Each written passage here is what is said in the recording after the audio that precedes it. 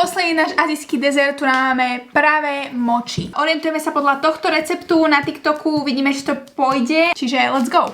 Červené farbivo máme. 100 gramov glutinous rice flour, toto.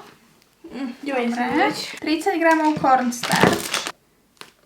35 gramov sugar. 180 ml milk. Teraz budem musieť normálne lúšky, tuto 180 ml. Však tu mám minimálne 200.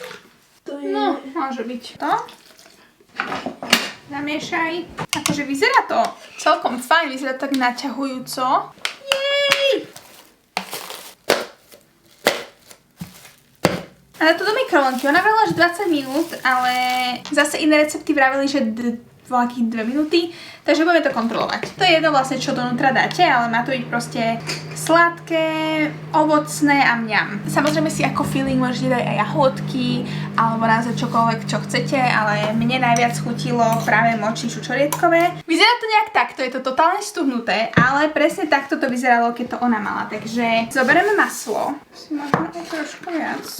A skúsime to trochu s tým maslom premiešať. O môj bože, to vyzerá v tom videu! Pozrite na to, už to vyzerá nejak. Pozri na to.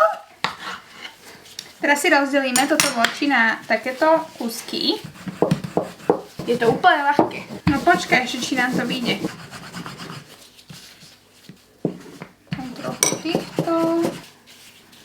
Dobre, jedna je hotová. Máme tu na mochi po pol hodine v mrazničke. Vyzerajú všelijako.